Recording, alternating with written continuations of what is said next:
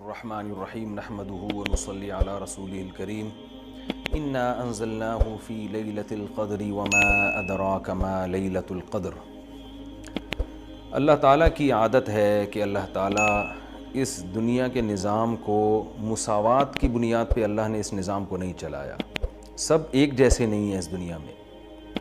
اللہ تعالیٰ نے انسانوں کو تمام مخلوق پہ ترجیح عطا فرمائی ہے۔ پھر انسانوں میں بھی سب کو ایک جیسا مقام نہیں دیا۔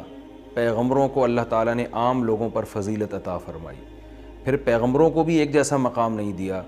اللہ تعالیٰ نے پیغمبروں میں حضرت ابراہیم علیہ السلام، موسیٰ علیہ السلام، عیسیٰ علیہ السلام اور سید الانبیاء محمد صلی اللہ علیہ وسلم کو باقی پیغمبروں پر فضیلت عطا فرمائی۔ اور پھر ان چاروں کو بھی ایک جیسا مقام اللہ نے نہیں دیا۔ ان میں سب سے افضل مقام اللہ نے اپنے حبیب محمد صلی اللہ علیہ وسلم کو عطا فرمایا۔ تو جیسے اللہ تعالیٰ کی عادت ہے کہ انسانوں میں اللہ نے فرق رکھا، مخلوق میں فرق رکھا، تو اللہ تعالیٰ نے اسی طرح اس زمین کے خطوں میں فرق رکھا ہے۔ اس زمین میں سارے خطے ایک جیسے نہیں ہیں۔ مسجد کو اللہ نے عام جگہوں پر فضیلت دی۔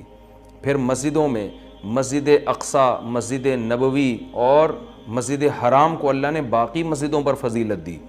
اور ان تین مسجدوں میں بھی اللہ نے سب سے زیادہ فضیلت مسجد حرام کو دی جہاں بیت اللہ ہے، اور اتنی بڑی فضیلت دی کہ مسجد حرام میں ایک نماز کا ثواب 1,00,000 نمازوں کے برابر قرار دیا گیا۔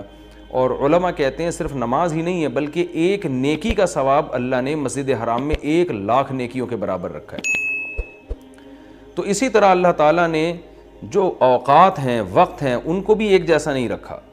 اللہ تعالیٰ نے ہفتے کے دنوں میں جمعے کے دن کو ان بقیہ 6 دنوں پر اللہ نے فضیلت عطا فرمائی ہے۔ پھر اللہ نے مہینوں میں تمام مہینوں پر رمضان المبارک کو فضیلت عطا فرمائی ہے۔ آپ رمضان میں جب کوئی نیکی کرتے ہیں تو پورے سال کی نیکی ایک طرف اور رمضان کی نیکی ایک طرف، کئی گنا اجر اس کا بڑھ جاتا ہے۔ اسی طرح سے اللہ رب العزت نے پورے رمضان کو بھی ایک جیسا نہیں رکھا، بلکہ اللہ نے رمضان کے آخری عشرے کو پچھلے 2 عشروں پہ اللہ نے فضیلت دی ہے کہ رمضان کے آخری عشرے میں عبادت کا ثواب بقیہ 2 عشروں سے زیادہ ہے۔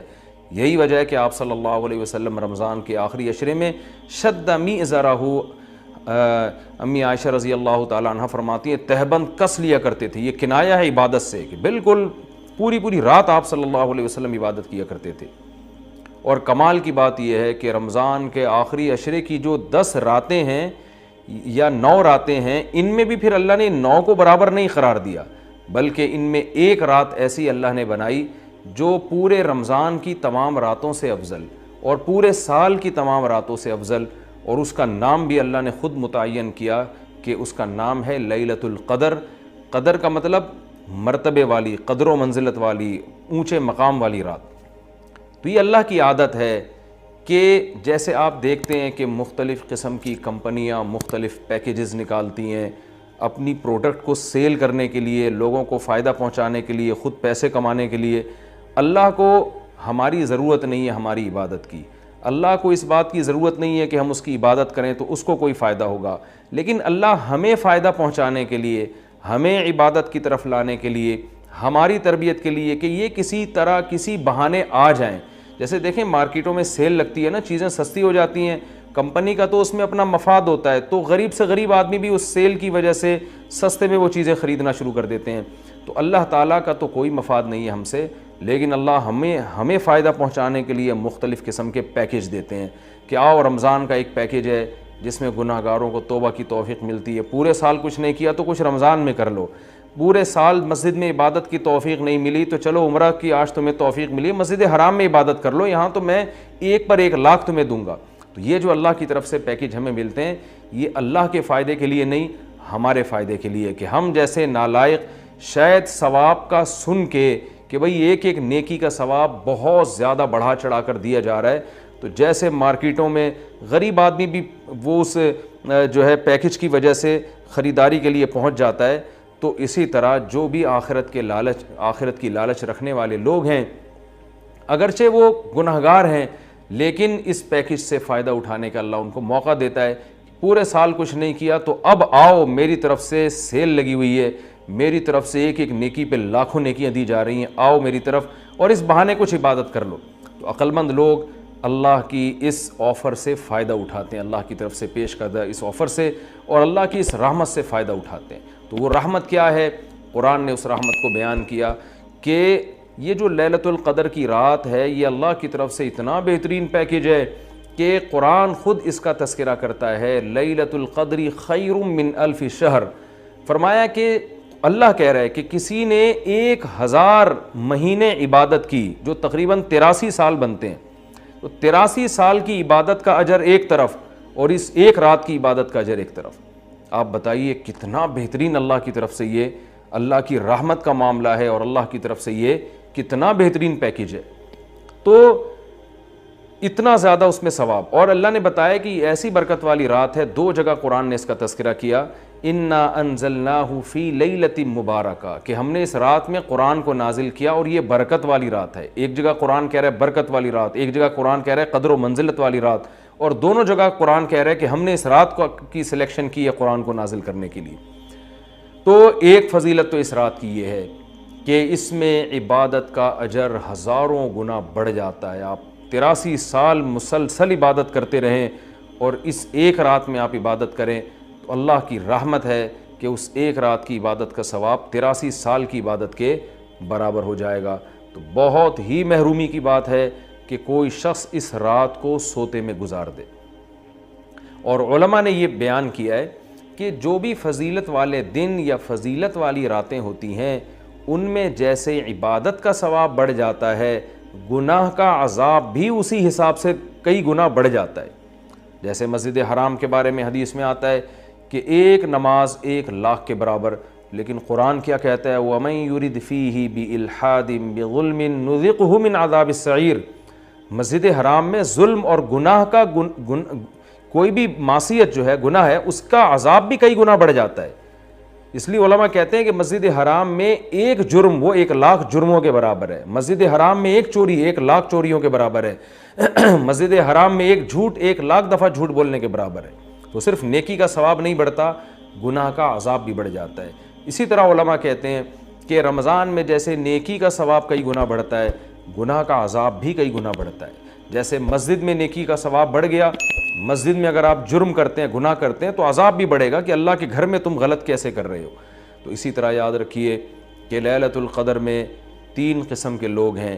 ایک تو وہ لوگ جو عبادت کر کے اس رات کو قیمتی بناتے ہیں اور 83 سال کی عبادت اپنے کھاتے میں، اپنے اعمال نامے میں ڈال لیتے ہیں۔ ایک وہ لوگ ہیں جو محروم ہوتے ہیں، پوری رات سوتے رہتے ہیں، لیکن وہ بھی خوش قسمت ہیں کہ چلو عشاء کی نماز جماعت سے پڑھی، فجر کی جماعت سے پڑھی، کسی درجے میں ان کو بھی ثواب مل گیا، تراویح کی کچھ رکعتیں پڑھ لیں جتنی اللہ نے توفیق دی۔ یہ وہ لوگ ہیں جنہوں نے اس رات کو بہت حد تک ضائع کر دیا، لیکن خسارے والا کام انہوں نے نہیں کیا۔ خسارے والے وہ لوگ ہیں جو اس رات میں بھی گناہ نہیں چھوڑتے، ڈرامے دیکھ رہے ہیں، فلمیں دیکھ رہے ہیں، غیبتیں کر رہے ہیں، اور عشاء کی نماز جماعت سے نہیں پڑھ رہے، گناہ کر رہے ہیں، فجر کی نماز جماعت سے نہیں پڑھ رہے۔ تو یہ بدبخت لوگ ہیں۔ تو خوب یاد رکھیے کہ لیلۃ القدر میں جیسے عبادت کا ثواب بڑھتا ہے، ایسے ہی گناہ کا عذاب بھی کئی گنا زیادہ بڑھ جاتا ہے۔ اور یہی حکمت ہے، علماء بیان کرتے ہیں کہ رسول اللہ صلی اللہ علیہ وسلم نے ہمیں یقینی طور پر لیلۃ القدر کی رات متعین کر کے نہیں بتائی۔ آپ نے یہ فرمایا کہ طاق راتوں میں تلاش کرو، آخری عشرے میں تلاش کرو، وہ رات اسپیسیفک متعین نہیں کی۔ اس میں یہی حکمت علماء بیان کرتے ہیں کہ اگر وہ رات متعین کر دی جاتی اور پھر اس میں اس رات میں کوئی پوری رات سو کے ضائع کرتا تو اللہ کی اس پر حجت تام ہو جاتی۔ اللہ کہتے تجھے تو پتہ تھا کہ آج لیلۃ القدر کی رات ہے، تو نے آج گناہ کیسے کیا، تو نے اس رات کو ضائع کیسے کیا، تو اور زیادہ عذاب آ سکتا تھا، ایسا نہ ہوتا کہ دنیا میں ہی عذاب آ جاتا۔ تو اس لیے اللہ نے اس کو مخفی کر دیا، کہ تھوڑا سا کنفیوژن میں ڈال دیا، کہ تاکہ اس میں اگر کوئی اس رات کو ضائع کرتا ہے تو اس کو یقینی طور پر افسوس نہ ہو، کہ ہو سکتا ہے وہ یہ سوچے شاید آج کی رات نہ ہو، بلکہ ہو سکتا ہے کل یا پرسوں کی رات لیلۃ القدر ہو جائے۔ ایک حکمت تو علماء یہ بیان کرتے ہیں۔ دوسری حکمت یہ بیان کرتے ہیں کہ اگر لیلۃ القدر کی رات متعین کر دی جاتی اور اس رات اتفاق سے کوئی سوتا رہ جاتا، بیماری کی وجہ سے عبادت نہ کر پاتا، تو پھر وہ بقیہ راتوں میں بالکل بھی عبادت نہ کرتا۔ وہ کہتا لیلۃ القدر تو گزر گئی، اب میں رات جاگ کے کیا کروں گا، اصل جو اللہ کی طرف سے رحمت والا معاملہ تھا وہ تو میں نے ضائع کر دیا۔ تو اللہ نے اس امت پر احسان کیا کہ بتا دیا بھائی آخری عشرہ ہے اور طاق راتوں میں امکان زیادہ ہے، تاکہ کوئی 21ویں رات کو عبادت نہ کر سکے تو اس کو یہ خیال نہ ہو کہ بھائی اب لیلۃ القدر کا چانس ہی ختم ہو گیا، بھائی ہو سکتا ہے 22ویں ہو سکتا ہے 23ویں ہو، تو اس لالچ میں، اس امید میں وہ 10 کی 10 راتیں عبادت کرے گا۔ اور تیسری حکمت علماء نے یہ بیان کی ہے کہ لیلۃ القدر کی رات کو 100% متعین کر کے نہیں بتایا گیا تاکہ لوگ اس بہانے زیادہ عبادت کریں اور جو طلبگار ہیں انہی کو ملے۔ اب جو آخری 10 عشرے میں یقینی طور پر پوری عبادت کرے گا اس کے لیے تو لیلۃ القدر یقینی ہے، جو آخری عشرے میں کچھ راتیں جاگے گا کچھ راتیں نہیں جاگے گا تو اس کے بارے میں امکان ہے کہ شاید لیلۃ القدر اس سے فوت ہو گئی ہو۔ ہاں، طاق راتوں میں جو عبادت کرے گا، تمام طاق راتوں میں 21ویں میں 23 میں 25 میں 26ویں 27ویں رات 29ویں رات، تو اس کے بارے میں بھی امکان ہے کہ وہ لیلۃ القدر کو پا لے گا۔ تو اللہ تعالیٰ یہ چاہتے ہیں کہ جو پورے آخری عشرے میں تمام طاق راتوں میں خاص طور پر عبادت کریں ان کو لیلۃ القدر ملے۔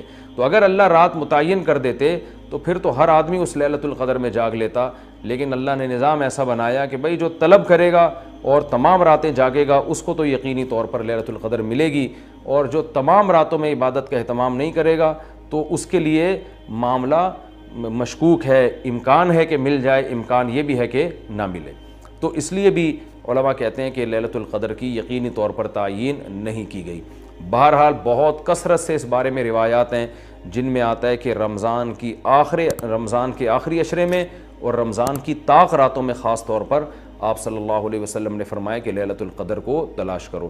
تو ہمیں لیلۃ القدر میں کرنا کیا ہے؟ اس میں کچھ بدعتیں بھی پھیلی ہوئی ہیں، جتھے بنا کے مسجدوں میں جانا اور اجتماعی عبادتیں کرنا، یہ تمام چیزیں اسلاف سے ثابت نہیں ہیں، اور ان کو دین سمجھ کے کریں گے یہ بدعت ہو جائیں گی، سنت سے دور ہیں یہ سب چیزیں۔ انفرادی عبادت ہونی چاہیے، نماز کا کوئی الگ سے مخصوص طریقہ ثابت نہیں ہے لیلۃ القدر کی رات میں، جو طریقے سے عام آپ نمازیں پڑھ رہے ہیں وہی اسی طریقے سے، یہ نہیں کہ پہلی رکعت میں یہ صورت دوسری میں یہ صورت، یہ تمام چیزیں لوگوں میں پھیلی ہوئی ہیں، یہ بدعت ہے، ان کا حقیقت سے سنت سے کوئی تعلق نہیں ہے۔ تلاوت کریں، دعائیں مانگیں اور تہجد کی نماز پڑھیں، جتنے نوافل اللہ آپ کو توفیق دیتا ہے، آپ جیسے عام معمول ہے نوافل پڑھنے کا اسی طرح پڑھیں، اور بہتر ہے گھر میں عبادت کریں۔ گھر میں اگر مشکل ہو رہی ہے تو مسجد میں بھی جا سکتے ہیں، لیکن نوافل گھر میں پڑھنا یہ مسجد میں پڑھنے سے زیادہ افضل ہے۔ مسجد میں شور شرابہ کرنا، لیلۃ القدر کے نام پہ جتھے بنا کے بیٹھنا، پھر لیلۃ القدر کی رات پہ پوری رات پروگرام چلنا مسجدوں میں، یہ سب چیزیں لوگوں کو عبادت سے غافل کرنے والی ہیں۔ بیان بھی ہونے چاہیے مختصر، آدھا گھنٹہ ہو گیا 1 گھنٹہ ہو گیا، باقی وقت عبادت میں لگانا چاہیے۔ دوسری بات یہ کہ اتنی کثرت سے عبادت کرنا کہ آپ کا دماغ ہی خراب ہونا شروع ہو جائے، نیند سے حالت خراب ہو جائے، تو یہ بھی ٹھیک نہیں ہے۔ کچھ دیر آرام بھی کرنا چاہیے تاکہ جتنی عبادت ہو وہ طبیعت میں نشاط کے ساتھ اور فریشنس کے ساتھ ہو، آپ اس میں ٹینشن میں نہ آ رہے ہوں۔ اور ایک اہم بات یہ بھی ہے کہ اصل عبادت گناہ چھوڑنا ہے۔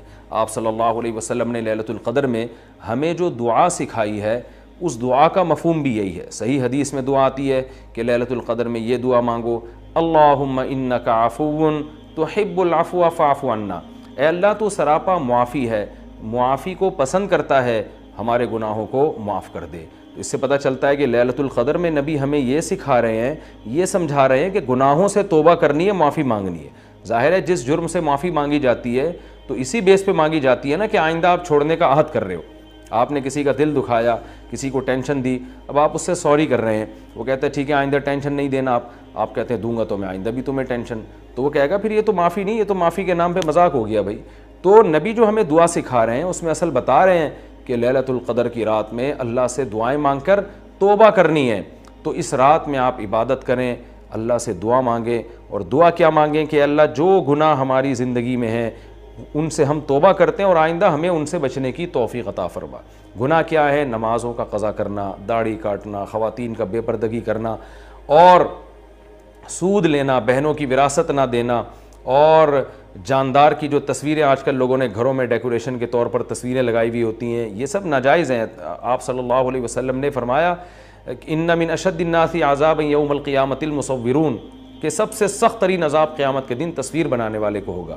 ڈیجیٹل کیمرے کی تصویر میں تو بہت اچھا خاصا علماء کا اختلاف ہے کہ ہماری رائے یہ کہ تصویر میں داخل نہیں ہے، لیکن جو پرنٹڈ تصویر ہوتی ہے اور کسی شرعی عذر کے بغیر ہو، ایک تصویر کسی ضرورت سے ہوتی ہے، بلا وجہ شو بازیوں کے لیے اپنے باپ داداؤں کی تصویریں دیواروں پہ سجانا، یہ فیشن ہمارے یہاں بنتا چلا جا رہا ہے۔ اور جو بت بنے ہوئے ہوتے ہیں تصویر کے نام پہ، وہ بھی اسلام میں حرام ہے۔ تو ان سب چیزوں سے ہمیں لیلۃ القدر میں توبہ کرنی ہے، شراب سے، زنا سے، بد نظری سے، والدین کی نافرمانی سے، رشتہ داری توڑنے سے۔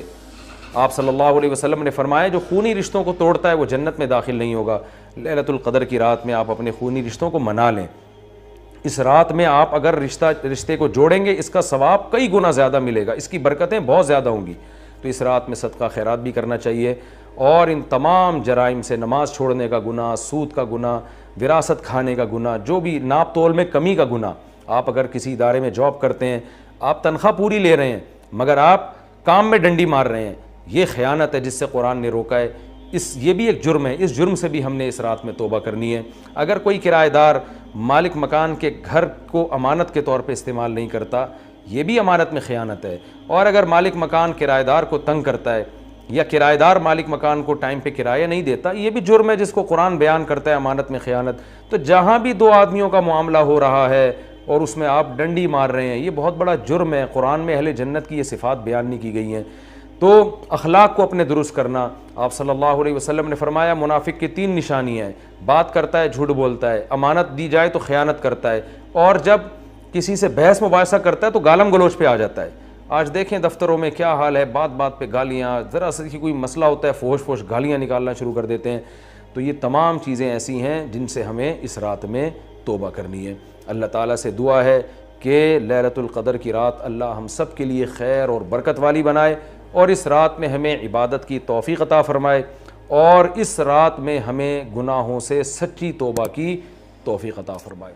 حدیث کیا کہتی ہے؟ نبی نے دعا سکھائی کہ اے اللہ اتنا خوف، زیادہ خوف مسلط ہو گیا تو پڑھائی سے بھی گئے، نیند سے بھی گئے، کھانے سے بھی گئے۔ تو اللہ کا بھی اگر زیادہ خوف پیدا ہو گیا صحت بھی خراب ہوگی۔ بعض لوگوں کے دل میں جہنم کی آگ کا بہت خوف مسلط ہو جاتا ہے، وہ عبادت سے بھی جاتے ہیں، پھر وہ لائف کو جتنا انجوائے کرنا چاہیے جو شریعت نے اجازت دی اتنا بھی نہیں کر پاتے۔ تو اس لیے ہمارے نبی نے دعا سکھائی، اللہم اقسم لنا من خشیتک ما تحول به بیننا وبین معصیتک۔ یہ میں مناجات مقبولہ کی دعاؤں کا ایک تھوڑا سا تعارف پیش کر رہا ہوں آپ کے سامنے کہ کتنی پیاری دعائیں ہیں۔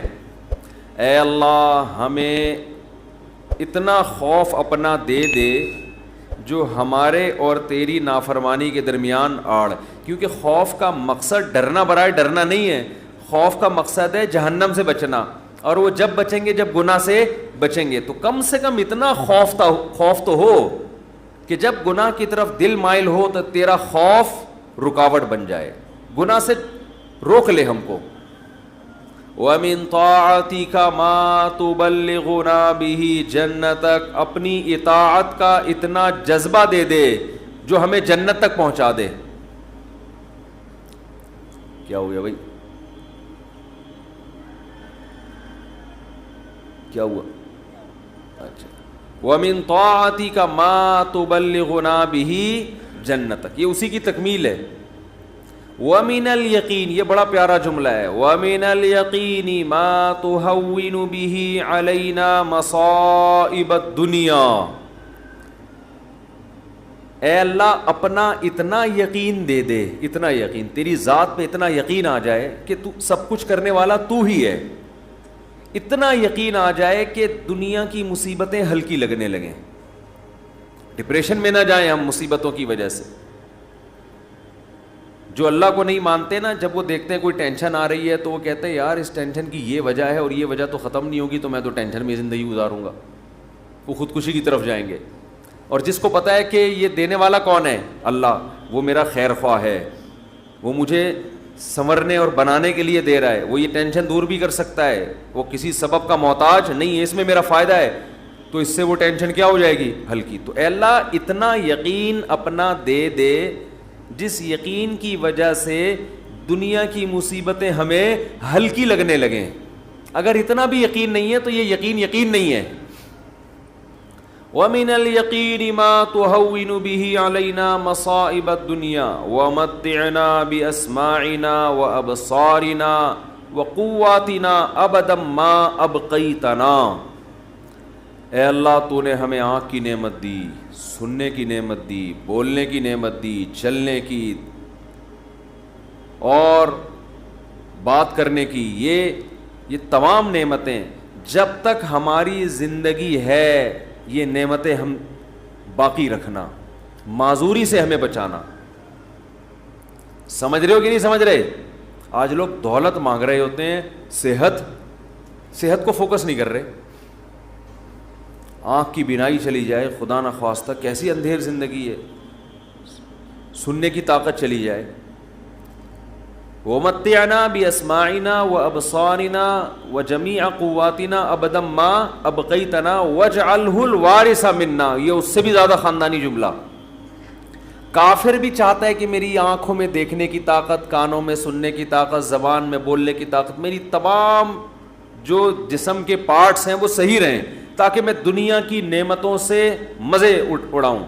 تو اللہ ہم صرف اس لیے نہیں کہہ رہے کہ یہ تمام چیزیں باقی رکھ کہ ہم دنیا میں مزے اڑائیں، دنیا میں بھی لذت، اور یہ جو تو نے ہمیں طاقتیں دی ہیں یہ آخرت میں بھی ترقی کا ذریعہ بن جائیں.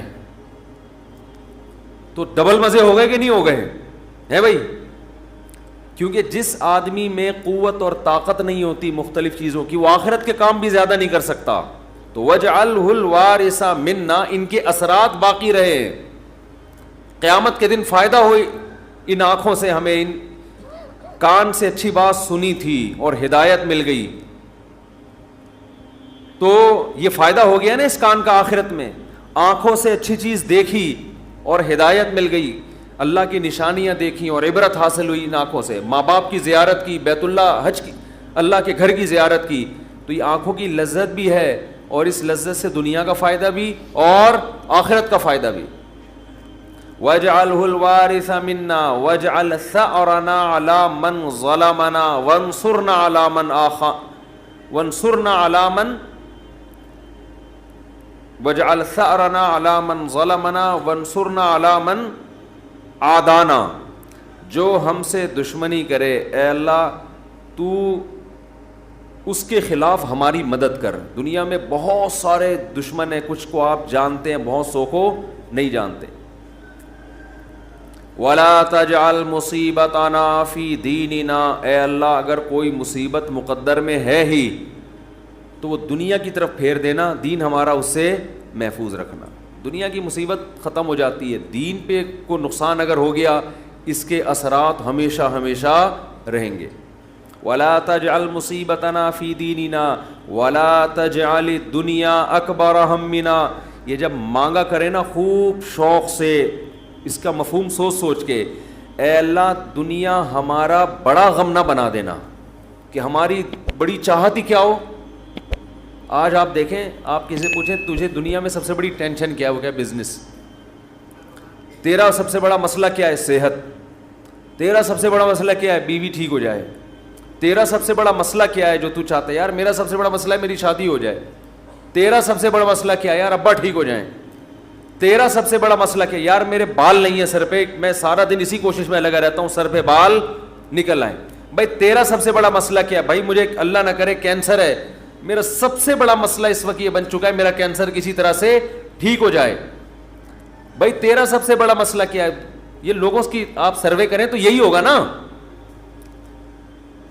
سمجھ میں آ رہی ہے بات؟ اکبر ہمینا کا مطلب سب سے بڑا مسئلہ، سب سے بڑی ٹینشن. بھائی تیرا سب سے بڑا مسئلہ کہ یار میرے بچے میرے قابو میں نہیں ہیں، میری سب سے بڑی خواہش ہے میرے بچے انسان کے بچے بن جائیں. بھائی تیرا سب سے بڑا مسئلہ کیا ہے؟ بھائی اس کا سب سے بڑا مسئلہ اس کو خدا نخواستہ فالج ہوا ہوا ہے، اس کی ابھی سب سے بڑی کوشش یہی کہ فالج ٹھیک ہو جائے اس کا. نبی دعا سکھا رہے ہیں یہ کبھی بھی ہمیشہ اللہ سے پناہ مانگو، اے اللہ یہ چیزیں میرے مسئلے تو رہیں، سب سے بڑے مسئلے نہ رہیں. سب سے بڑا مسئلہ ایک ہی ہو، آخرت. بھائی یہ مسئلہ ختم ہو گیا، کوئی دوسرا مسئلہ آ جائے گا آپ کے ساتھ. کیا خیال ہے؟ ادھر میری طرف دیکھیں نا، ادھر کیوں دیکھ رہے ہیں؟ ابھی آپ کا سب سے بڑا مسئلہ ہے میرا بیان سنیں آپ بیٹھ کے. اچھا مجھے کچھ اس وجہ سے دیکھ رہے تھے آپ مجھے.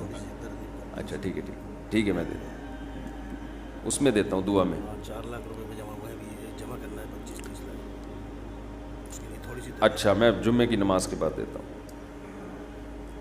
تو سب سے بڑا مسئلہ جو میرا اور آپ کا ہو تو حدیث میں آتا ہے کہ اللہ سے دعا مانگو لا تجعل الدنیا اکبر ہمنا، اے اللہ یہ دنیا کے جو بکھیڑے اور مسائل ہیں یہ ہمارا سب سے بڑا مسئلہ نہ ہو. سب سے بڑا مسئلہ ہمارا ایک ہو بھائی، کینسر ٹھیک ہو یا نہ ہو، آخرت صحیح ہو جائے. ہم نے ایسے علماء کو دیکھا ہے موت کے وقت شفا کی زیادہ فکر نہیں ہے ان کو کہ میں ٹھیک ہو جاؤں، فکر یہ ہے کہ بھلے مر جاؤں لیکن مغفرت ہو جائے آخرت میں. ہمارے ایک استاذ تھے 45-50 سال بمشکل ان کی عمر ہوگی، بیمار ہو گئے بہت سخت. تو میں جب بھی ان سے ملنے کے لیے جاتا ان کی عیادت کے لیے، عام طور پہ جب آپ بیمار کی عیادت کے لیے ملے تو بس وہ ایک ہی چیز کر رہا ہوگا، یار میں ٹھیک ہو جاؤں، بس میں ٹھیک ہو جاؤں، بس میں ٹھیک ہو جاؤں، فلاں ڈاکٹر، وہ اس کے علاوہ اس کی کوئی چاہت نہیں ہوتی. ہم جب ان سے ملنے کے لیے گئے تو بڑی شدید تکلیف میں، نلکیاں لگی ہوئی ہیں، ڈرپ چڑھ رہی ہے، بہت کمزور ہو گئے. ہم نے کہا کیسی طبیعت ہے؟ کہہ رہے طبیعت ٹھیک نہیں ہے، دعا کرو اللہ مجھے شفا دے دے.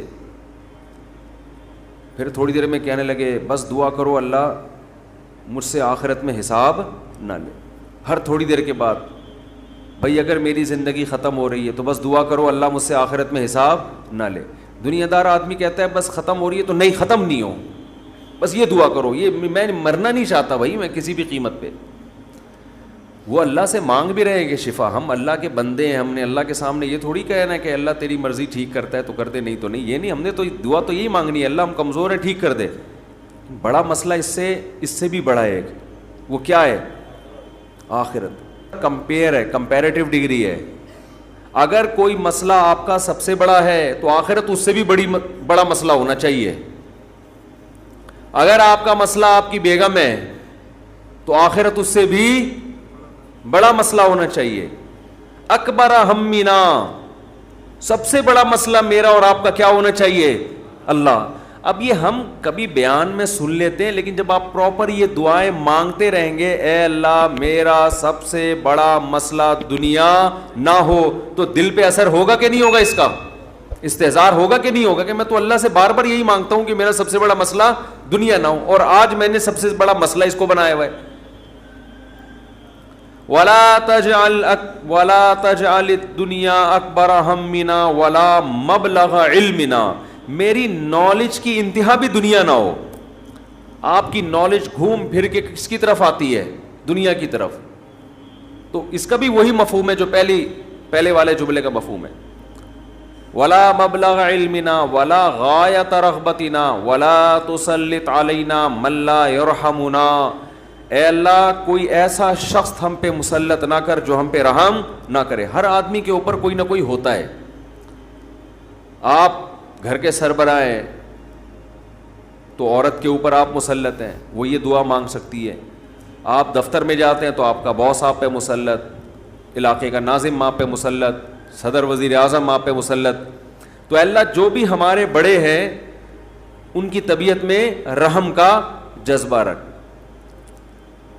وَلَا تُسَلِّطْ عَلَيْنَا مَن لَّا يَرْحَمُنَا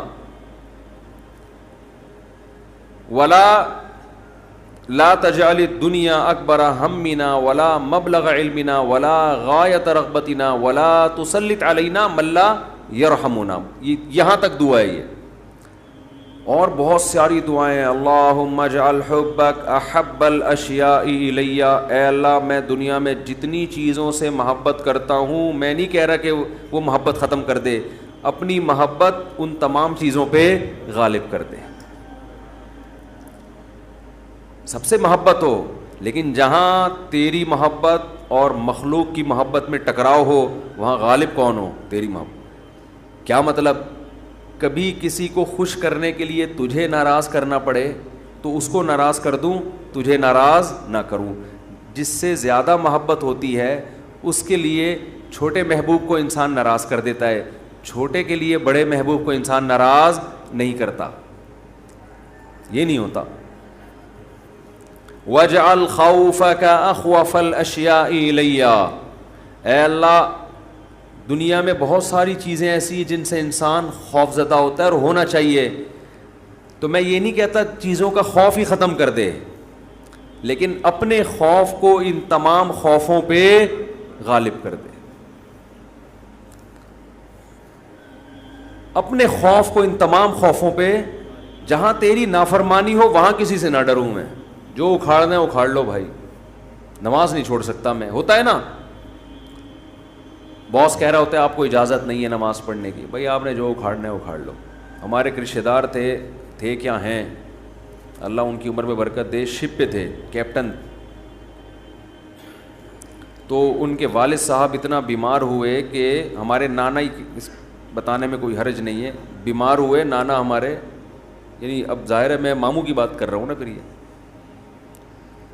تو بیمار ہو گئے وہ. ان کو اطلاع دی گئی شپ پہ کہ آپ کے والد صاحب بستر مرگ پر ہیں, بس اب دنیا سے جانے والے ہیں. انہوں نے کمپنی کو کہا کہ میرے والد صاحب کی طبیعت بہت خراب ہے, میں اس آخری وقت میں اپنے باپ کے ساتھ ہونا چاہتا ہوں. وہ بتا رہے تھے خود. کمپنی نے کہا کہ چھٹی نہیں ہے آپ کو. انہوں نے کہا ایسی کی تیسی, صحیح نا, پکڑو, چھٹی دینی ہے تمیز سے دو, نہیں دینی ہے تو میں چھوڑ کے جاؤں. یہ کیسے ہو سکتا ہے, میرا باپ دنیا سے جا رہا ہے اور میں یہاں کمپنی کے لیے بیٹھا رہا ہوں یہاں پہ. کمپنی بعد میں ہے, باپ کون ہے, پہلے ہے. تو خیر وہ دے دی ان کو تمیز سے چھٹی. انہوں نے تھوڑی بدماشی بھی کرنی پڑتی ہے, بھائی چھٹی دو مجھے, نہیں تو رکھو کسی دوسرے بندے کو, یہ میرا ہیڈک نہیں ہے. غیرت ختم نا, مارکیٹ میں غیرت ہی نہیں ہے. تو باپ ماں یہ رشتے ایسے تھوڑی ہے کہ آپ کمپنی باس چھٹی دے دیں گے تو چلا جاؤں گا, نہیں تو سر میں مجبور ہوں. بھائی تمہارے باپ کو بھی چھٹی دینی پڑے گی. تو ایسے ہی نماز کے لیے بھی ہمارے حضرت ایک واقعہ سنایا کرتے تھے, بس یہ واقعہ کر کے بیان ختم کرتا ہوں, کہ ایک صاحب کو اسلام آباد میں کسی کمپنی میں جاب ملی. تو کمپنی نے ان کو انٹرویو کے دوران بتا دیا کہ آپ کو نماز پڑھنے کی اجازت نہیں ہوگی. اس نے کہا میں یہ جاب, حالانکہ سارے انٹرویوز پورے ہو گئے تھے, سلیکشن ہو چکا تھا ان کو, لیکن آخری میں ان کو یہ بتا دیا. انہوں نے کہا میں نہیں کرتا یہ جاب, اچھی خاصی تنخواہ تھی. تو اس نے کہا کہ کیا آپ پکے نمازی ہیں؟ اس نے کہا نہیں میں تو نماز نہیں پڑھتا. میں کہ جب آپ ویسے ہی نہیں پڑھتے ہیں بھائی تو پھر آپ کو کیا مسئلہ ہے؟ اس نے کہا میں ویسے ہی نہیں پڑھتا, سست ہوں, کاہل ہوں, تمہارے مشورے پہ میں نماز چھوڑ دوں یار, ٹھیک ہے, کمپنی کے کہنے پہ میں چھوڑ دوں. خدا کہے گا نا کہ تیرا دل اپنا ہی نہیں چاہتا تھا, ہے بھائی, تیرا اپنا دل نہیں چاہتا تھا, تو نالائق تھا, لیکن اب کمپنی اور خدا کا مقابلہ ہو رہا ہے تو اس کو تو نے خدا بنا لیا ہے. یعنی ہم اتنا پروٹوکول تھوڑی کمپنی کو دیں گے, باس کو دیں گے کہ تو کہہ دے نماز چھوڑ دو, تو ہمارا باپ ہے جو تو کہہ دے یہ کام تو ہم باپ کے کہنے پہ ہی. اگر آپ کا نماز پڑھنے کا موڈ ہوا اور ابا کہہ رہے نہیں پڑھو, ایسے موقع پہ آدمی کہتا ہے ابا میرا اپنا آج تو میرا موڈ بن گیا ہے, میں کیسے چھوڑ دوں نماز. تو یہاں تو ابا کو آدمی لفٹ نہیں کراتا میرے بھائی, جو کرنے والے ہوتے ہیں. باس کو اتنا باپ کیوں بنا لیں گے ہم؟ تو باس کی چمچہ گیری اتنی کیا کرو جتنی قیامت میں افورڈ کر سکو. یہ بھی انسان ہے, اتنا زیادہ فری نہیں کرایا کرو. میں یہ نہیں کہہ رہا اپنے باس سے بدتمیزیاں شروع کر دیں, آپ بد کلامیاں شروع کر دیں, عزت دینی چاہیے, لیکن اللہ سے آگے تھوڑی نکالنا ہے اس کو, اللہ سے آگے تھوڑی رکھنا ہے. تو ہمارے حضرت کو وہ بڑا پسند آیا بے نمازی, کہا کہ دیکھو غیرت ہے اس میں. اتنی بڑی جاب ٹھکرا دی اس نے. بولا بھائی تمہارے کہنے سے تم نے, یعنی میں اس لیے اب نماز نہیں پڑھ رہا کہ کمپنی کی طرف سے اجازت نہیں ہے. تو کمپنی کون ہوتی ہے مجھے روکنے والی؟ تم چند لاکھ روپے تنخواہ دے کے تم نے ہمیں غلام بنا لیا ہے. تو اگر ہم اللہ کی نہیں مانتے تو تمہاری بھی نہیں مانتے, ٹھیک ہے نا, تو تمہاری تو ہم پہلے ٹھکرائیں گے. تو غیرت مند بے نمازی, غیرت مند بے نمازی. خیر نماز پڑھنی چاہیے, نماز کی ویلیو کم نہیں ہے. تو یہ ہے وجعل خوفک اخوف الاشیاء الی وقت عنی حاجات الدنیا بالشوق الی لقائک. اے اللہ اپنی ملاقات کا شوق اتنا دے دے کہ دنیا کی حاجتوں کی تمنا نہ رہے. اتنا شوق ہو جائے کہ اس دنیا میں سب سے بڑا شوق ہی یہ بن جائے تو پھر یہ ثانوی درجے میں ہوں. اور آخری جملہ اس دعا کا وَإِذَا أَقْرَرْتَ أَعْيُنَ أَهْلِ الدُّنْيَا مِن دُنْيَاهُمْ فَأَقْرِرْ عَيْنِي مِنْ عِبَادَتِكَ. اے اللہ جب لوگوں کی آنکھیں اس دنیا سے ٹھنڈی ہوں, کسی کا کو پتہ چلا کہ بحریہ ٹاؤن میں 3 پلاٹ اس کے نام نکل آئے, آنکھیں ٹھنڈی ہو گئیں, بتاتا پھر رہے ہو بھائی ماشاءاللہ ادھر رشتہ ہو گیا, ہاں بھائی مفتی صاحب کا بیان اثر کر گیا ہے, آنکھیں ٹھنڈی ہوتی نا, گاڑی آ گئی, پیسہ آ گیا. تو اے اللہ اس وقت میری آنکھیں اپنی عبادت میں ٹھنڈی کرنا, مجھے عبادت کی ایسی لذت دے دے, اپنے سامنے راز و نیاز اور مناجات کی, اور اپنے سامنے دعا مانگنا اور نماز پڑھنا اور تیری تلاوت کرنا اور تیری عبادت کرنا, تیرے سے تعلق ایسا ہو جائے کہ میری آنکھیں دنیا سے ٹھنڈی نہ ہو, مجھے مزہ کس میں آئے, تجھ سے راز و نیاز کرنے میں. یہاں بھی یہ نہیں کہا جا رہا مجھے دنیا نہیں دینا, مجھے پلاٹ نہیں چاہیے, مجھے گاڑی نہیں چاہیے. چاہیے بھائی, کون مستغنی تھوڑی ہے اللہ سے, سب کچھ چاہیے, لیکن جو لذت ہو نا, لذت وہ ان چیزوں میں نہیں ہو, ان ٹکڑوں میں, کھلونوں میں. لذت کس میں ہو؟ آخرت میں, تجھ سے تعلق میں. تو وہ خرید لیں مناجات مقبولہ, کیونکہ دعائیں تو بہت ہیں نا, ہم کن کن دعاؤں پہ بیان کرتے ہیں. تو ایک دن ہفتے کو آپ نے جو اس میں لکھا ہوا ہے ہفتے کو یہ پڑھے, اتوار کو آسانی کے لیے, ترتیب کے لیے, تو اس سے پورا ہفتہ 1 دن 2 دن 3 دن 4 دن پھر پڑھتے رہیں گے تو وہ دعائیں آہستہ آہستہ آپ کو یاد ہونا شروع ہو جائیں گی. پھر ایک دن آپ آٹو پے ہو جائیں گے, ٹھیک ہے, جیسے میں بعض چیزوں پہ آٹو پے ہو گیا ہوں, خود بخود منہ سے نکلنا شروع ہو جاتی ہیں, خود بخود کچھ چیزیں ہیں وہ پھر کبھی بیان میں بتاؤں گا انشاءاللہ. تو وہ آٹو پہ آ گیا ہوں میں, تو وہ خود بخود ہونا شروع, تو وہ آپ کو دعائیں آہستہ آہستہ خود بخود یاد, اور آپ کو محسوس ہوگا آپ کے دل کی کیفیت آہستہ آہستہ چینج ہو رہی ہے. اللہ تعالیٰ سمجھنے کی, عمل کی توفیق عطا